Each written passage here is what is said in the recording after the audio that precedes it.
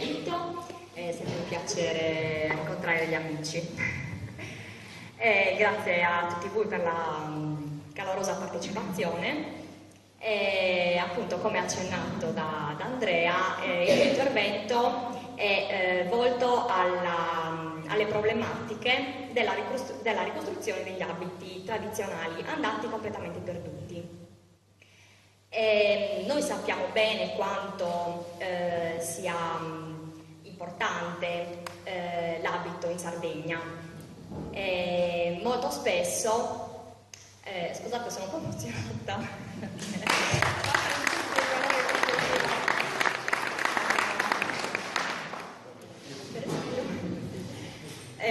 Dicevo, in Sardegna il tema è molto sentito.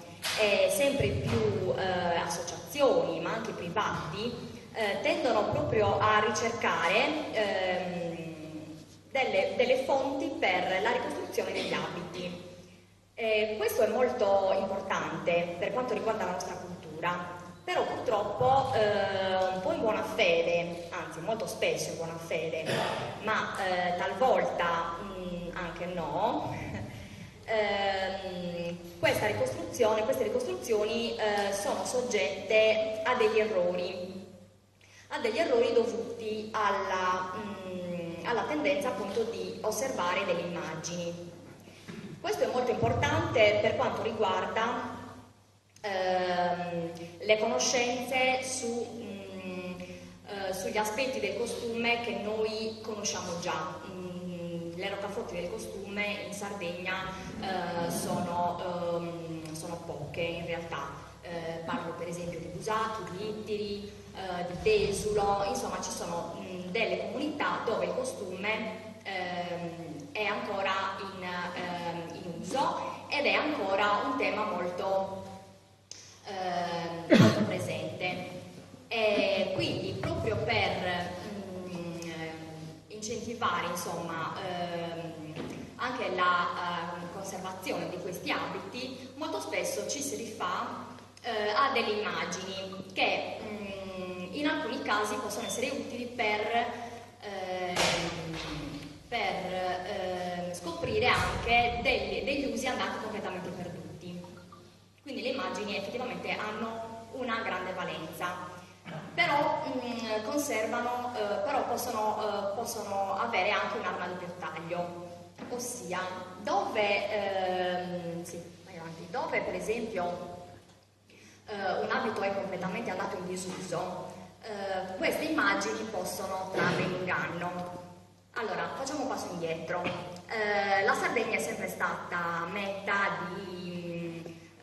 di viaggi, soprattutto nel XVIII secolo, XVIII-XIX secolo, dove appunto dei viaggiatori europei viaggiavano un po' verso appunto il Mediterraneo per ricercare delle popolazioni in qualche modo esotiche, che fossero ancora primitive, che vivessero ancora diciamo in un ambiente atavico. Quindi la Sardegna ovviamente era una terra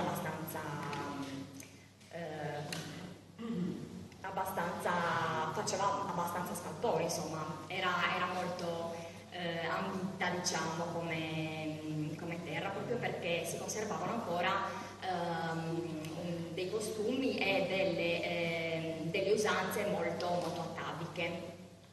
Quindi questi viaggiatori, che molto spesso venivano in Sardegna appunto solo per viaggio di piacere piuttosto che per motivi lavorativi, si soffermavano appunto nei centri, insomma, dell'entroterra, e molto spesso documentavano iconograficamente questi abiti. Quindi abbiamo un certo numero di immagini per quanto riguarda l'abbigliamento tradizionale, però bisogna stare attenti perché bisogna scindere queste immagini. Innanzitutto bisogna considerare che questi viaggiatori probabilmente non tutti erano artisti e quindi raffiguravano l'abbigliamento così un po' come potevano. Molto spesso ci aggiungevano anche dell'oro, perché sempre più persone erano attratte da queste immagini, da queste iconografie, e quindi si tendeva magari un po' anche a esagerare nei particolari. Quindi quando non si hanno tutt'oggi delle fonti tangibili, insomma, dell'abbigliamento, quindi quando non si hanno degli originali, è molto difficile capire, insomma, se effettivamente quei disegni possono essere presi in considerazione. Allora, qui ci sono 4 immagini dell'abito di Oristano. Noi conosciamo tutti l'abito di Oristano per quello che è, ha diverse fogge che sono più o meno tutti uguali, però osservando delle iconografie, qua abbiamo 4 immagini di un periodo che è più o meno di 30 anni, insomma, vanno dal 1825 più o meno al 1841. E qua vediamo che nell'arco di 30 anni in realtà questo tipo di abbigliamento è rimasto quasi intatto, quindi in alcune occasioni effettivamente le immagini, queste sono realizzate da artisti differenti, quindi può essere ovviamente un dato interessante, riscontrabile, oggettivo, insomma, perché comunque sono 4 punti di vista che appunto, come dicevo, sono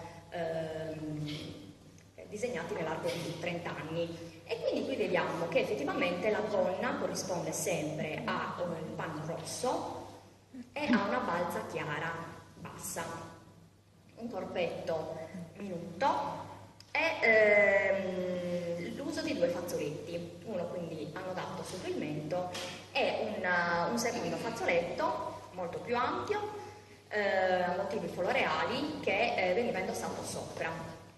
Quindi questo uso ricorda molto l'utilizzo dell'abbigliamento così come lo conosciamo noi nel Campidano di Oristano.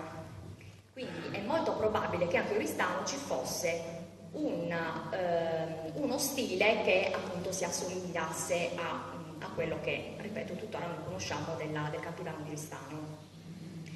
E quindi ecco questo esempio per denotare il fatto che le immagini ci possono in questo senso essere utili per capire anche le origini di una certa tipologia di abito.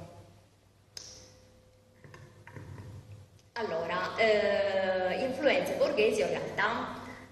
Quindi perché questo titolo? Perché quando noi andiamo a ricostruire un abito è importante capire innanzitutto il periodo in cui è stato fatto. Allora, qui ho messo dei particolari, c'è la Filognana del Tiol e poi ci sono delle tele di sue contemporanee, quindi abbiamo Paolina Bonaparte e il ritratto di una giovinetta. Perché le ho messe a confronto? Perché se voi notate il bustino della Filognana di Tissi è alquanto improbabile. Perché? Perché innanzitutto si evidenziano i seni che, così alti e separati, sono tipici, insomma, della fisionomia che assume un bustino ottocentesco, quindi del periodo ottocentesco, ma di una veste civile, perché quel tipo di bustino lì è abbastanza improbabile da rappresentare, insomma. Qui abbiamo dei sarti molto bravi che probabilmente, insomma, possono anche confermare o nel caso smentire, ecco. Quindi per quanto riguarda una ricostruzione di un bustino, per esempio, è molto difficile capire effettivamente il taglio sartoriale che si può avere, proprio perché, ripeto, è molto complicato capire se quel tipo di disegno sia creato dal taglio sartoriale oppure dalla moda del momento, dalla moda civile del momento dell'Ottocento. Ecco, allora, iconografie errate. Prima dicevo che per ricostruire un abito non bastano delle immagini. Qui ho messo degli esempi di immagini che riguardano dei costumi molto noti. Quindi abbiamo l'abito di Busacchi, abbiamo l'abito di Bitti e l'abito di Nuoro praticamente. In realtà i nomi sono sbagliati, perché innanzitutto per Bitti noi sappiamo tutti com'è l'abito tradizionale di Bitti, perché ci sono delle fonti molto attendibili, ci sono degli originali, un grandissimo numero di originali su cui ci si può basare, e invece questa immagine qui assomiglia più che altro all'abito del nord Sardegna, di Ittiri per esempio. E quindi se noi andiamo appunto a ricostruire, se noi non avessimo alcun tipo di fonte, per esempio dell'abito di Bitti, e ci soffermassimo su questa immagine, capiamo bene che la ricostruzione sarebbe alquanto errata. Lo stesso vale per Busacchi. Qui ho messo appunto l'immagine, ho inserito l'immagine di Filippin della Marmora, che era un'ipotetica nipote del più celebre Alberto, che appunto venne datata al 1845. Probabilmente queste immagini sono degli anni 50. Si producevano anche dei falsi, perché la sete di iconografie antiche era talmente tanta nei collezionisti che molto spesso si ritrovavano anche dei falsi.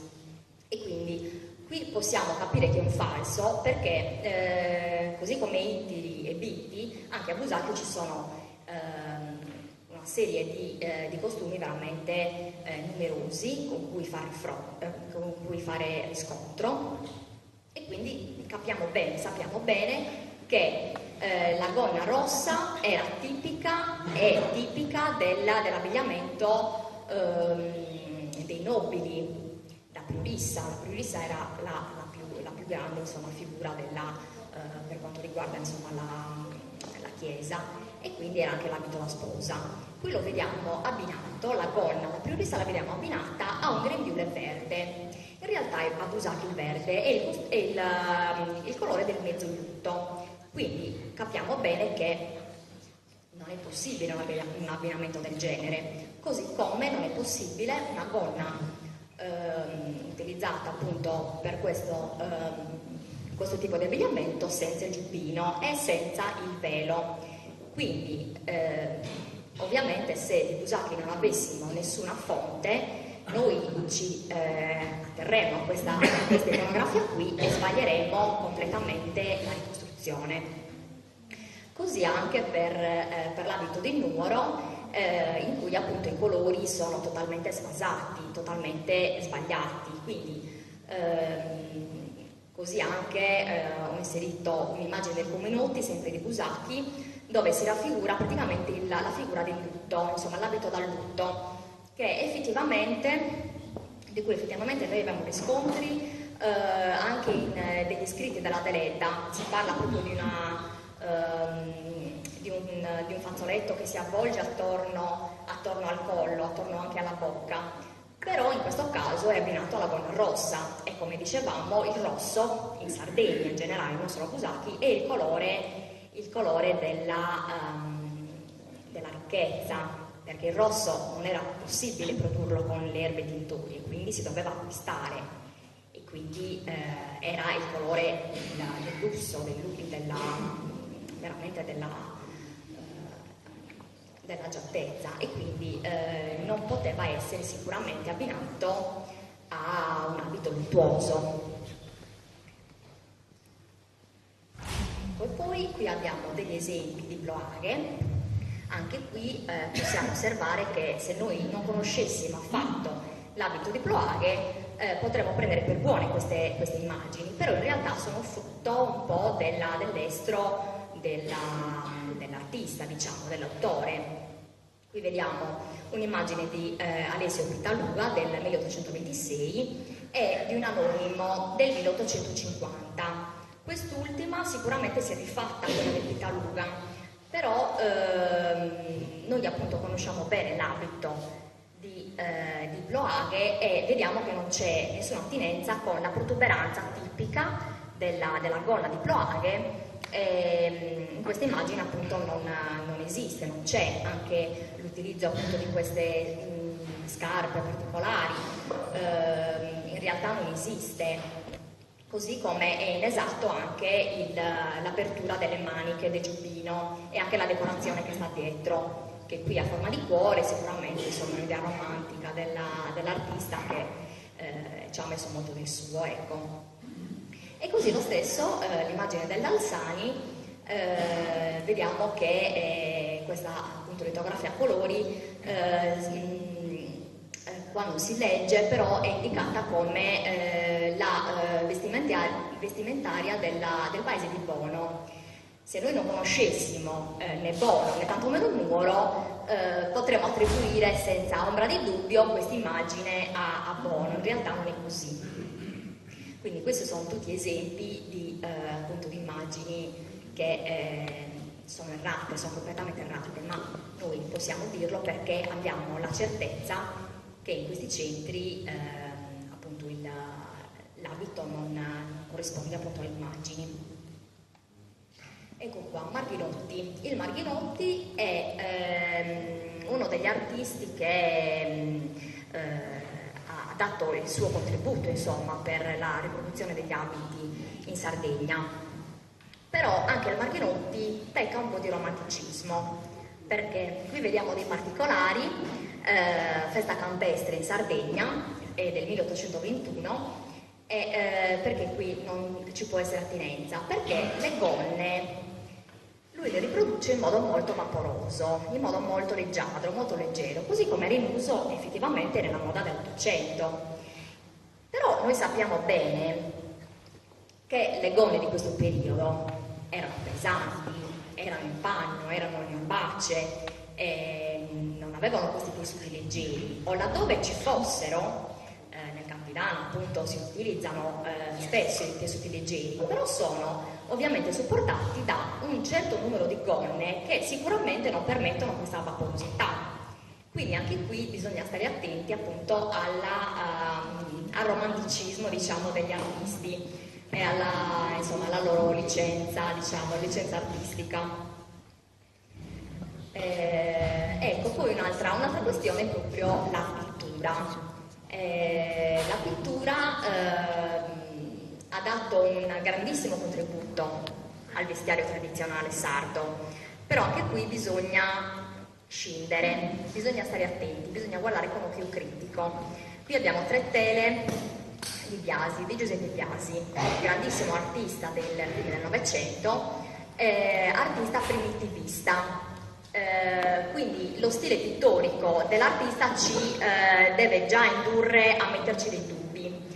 Il primitivismo è una corrente artistica che si basa più sull'idealizzazione, sull'idea del costume in questo caso, che sull'attinenza storica, sull'attinenza vera e propria, insomma, di certi particolari dell'abito. E infatti vediamo che, per esempio, nei ritratti di Tetesella e Teresita del 1918-19, vediamo queste 2 fanciulle ritratte con l'abito di Bono. Qui l'abito di Bono è ritratto però con delle caratteristiche che in realtà non esistono, perché l'abito di Bono non ha questi colori e non è monocromo. Quindi in un'ipotetica ricostruzione ci potrebbe trarre in inganno. Così anche per il ritratto di Giavot Bocconi Manca di Vallermosa, che ritratta con un abito probabilmente del Sulcis, io credo, non è distinguibile e soprattutto ha un copricapo che effettivamente è abbastanza improbabile, insomma, per più o meno tutta l'area, insomma, della Sardegna, perché abbiamo dei copricapi molto vistosi, molto particolari, ma non abbiamo nessun riscontro, ecco, di un tipo di velo, di copricapo del genere. Quindi anche per le tele bisogna stare molto attenti. Così anche per i costumbristi. Qui abbiamo degli esempi di Filippo Figari. Filippo Figari effettivamente era un artista che Musacchi ha realizzato nel 1912-14 delle tele che raccontano l'amore in Sardegna. Quindi queste tele ora si trovano alla Sala dei Matrimoni di Cagliari. E anche qui lui ci ha dato un grandissimo contributo, anche nel nostro caso, insomma, nel caso di Musacchi, dove il costume è ancora molto vivo, però essendo un elemento vivo, ovviamente è frutto anche di modificazioni nel tempo. E quindi Figari nel 1912 ci dà degli indizi su quegli usi che ora non ci sono più. Per esempio i corsetti bordati di rosso, di giallo e di blu, oppure le antarelle, quindi i grembiuli molto lunghi, oppure anche i giubbini feriali dei ceti sociali agiati in rossi in orbace, che sono, insomma, molti dicevano ma questo è un giubbino di Ovoda, quindi il personaggio ritratto di Ovoda. In realtà no, in realtà le testimonianze degli anziani ci ricordano che effettivamente c'erano dei giubbini rossi per quanto riguarda appunto i ceti sociali più alti, più agiati. Ecco, così come ci ricordano per esempio l'uso appunto del Figari, l'uso di porsi da parte delle vedove un lembo del fazzoletto davanti per coprirsi la bocca in segno di lutto stretto, un uso che oggi ovviamente è andato a scomparire, però ci conferma le memorie antiche appunto delle persone. Chi ha conosciuto, gli anziani che hanno conosciuto quest'uso riconoscono appunto anche in queste tele questo gesto. Ecco, quindi le immagini effettivamente non sono, come dicevo, del tutto negative. Qui c'è per esempio un'immagine di Ugo Martelli che nel XIX secolo appunto ritrae questa coppia di Mamouliada e ci ricorda un uso dell'abito che non esiste più in quello che conosciamo oggi. E lo stesso abito noi lo troviamo nei quadri del costumbrista Antonio Ortiz Echagüe, che in Sardegna ha lavorato tanto, soprattutto ad Azzara, tutti i quadri, tutte le tele insomma dell'abito di Azzara, gran parte delle tele dell'abito di Azzara le ha fatte appunto Echagüe, e quindi qui c'è un riscontro molto forte di questa tipologia di abito che appunto non c'è più. Ecco, e allora vanno bene le immagini iconografiche, non vanno bene i quadri, le foto vanno bene? In realtà no, in realtà bisogna stare attenti anche alle foto, perché allora la foto nasce nell'800,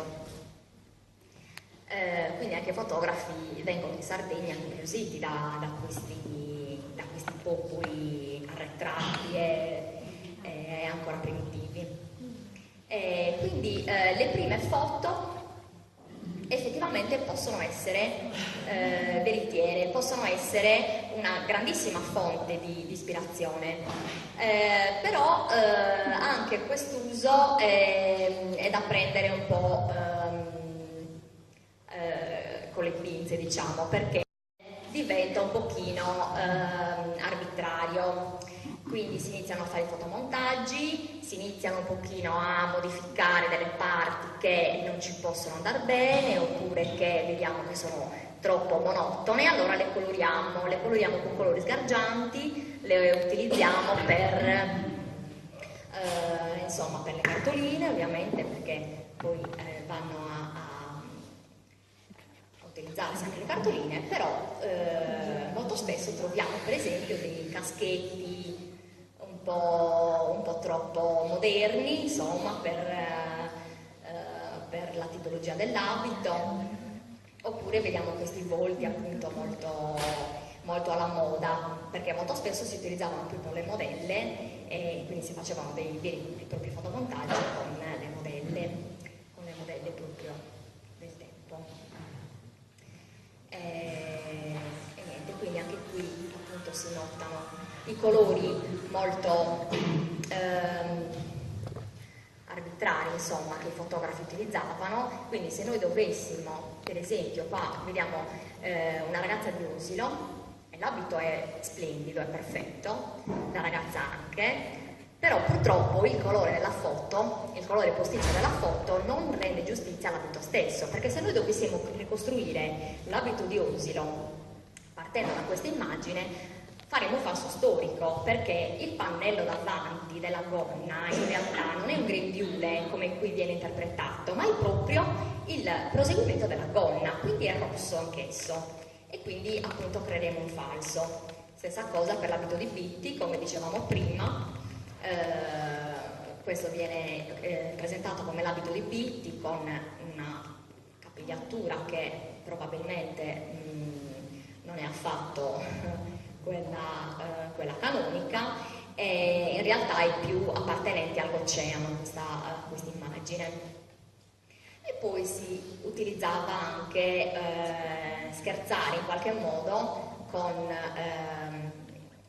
quindi scambiando appunto il vestiario femminile con quello maschile, quindi possiamo trovare delle donne vestite da uomini e degli uomini vestiti da donne, che può sembrare anche una cosa scherzosa e divertente, però ai fini di una ricostruzione non possiamo effettivamente tenere troppo in considerazione con questo tipo di immagini, ecco. E anche qui insomma vediamo delle immagini ritoccate pesantemente dal fotografo, dove appunto si vedono anche qui vediamo l'abito di Azzara. L'abito di Azzara è particolarissimo nel suo genere per questo copricapo in amidato che ha una particolare forma. Qui in realtà non corrisponde questa forma, non corrisponde affatto.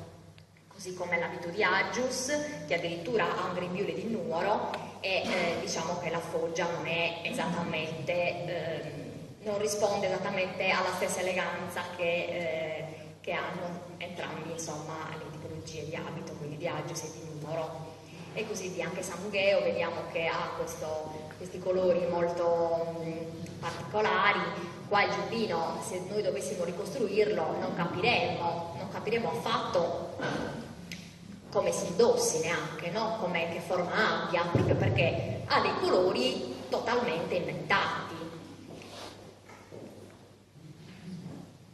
E addirittura si arriva negli anni 60 a comporre, quindi a fiorire, diciamo, queste cartoline con delle stoffe posticce. Quindi qua c'è rappresentato l'abito di Pula, che insomma non merita commenti. È lo stesso appunto l'abito di Orgosolo, che non è assolutamente corrispondente ai canoni che noi conosciamo, compreso anche il manto che è in testa, che insomma non se ne riconosce assolutamente l'origine. Orgosolo ha un manto, ma non ha assolutamente queste fattezze. E quindi insomma questo intervento un po' paticciato forse, perché ripeto sono molto emozionata, spero insomma di essere stata un po' chiara, però mette in luce proprio i problemi effettivi di un abito, della ricostruzione di un abito tradizionale. La strada è molto lunga, molto impervia, e quindi su cosa ci si deve basare effettivamente per la ricostruzione di un abito? Soprattutto sulle fonti che si hanno sicure, tangibili, quindi si parte dai pezzi originali, si parte sempre da lì. Si continua la ricerca nelle fonti degli archivi della curia, oppure appunto degli archivi storici, insomma, dei testamenti, dei lasciti, perché molto spesso si ritrovano proprio delle descrizioni molto particolareggiate anche degli abiti. Qualora noi riuscissimo proprio a ricostruire un abito nella sua interezza, è comunque da considerare un prototipo, quindi non abbiamo noi la certezza assoluta di una ricostruzione laddove manchino proprio delle fonti attendibili. Quindi dobbiamo sempre agire con molta onestà, con molta cautela e con molto rispetto di quello che eravamo, di quello che erano i nostri avi, di quello che erano i nostri nonni, e rispetto per noi stessi, perché la ricostruzione di un abito, così come le indagini sul ballo, così come anche le ricostruzioni delle maschere, insomma tutto ciò che fa parte della cultura va rispettata e va riportata in luce per quello che è, per quello che era, senza fronzoli, senza il voler per forza cercare il particolare ricco, magari là dove non c'era, dove non poteva esistere. E quindi bisogna, ripeto, agire con tanta onestà e tanto amore per le proprie radici, ma quelle vere, quelle autentiche, senza nessun tipo di stravolgimenti dati da altre cose.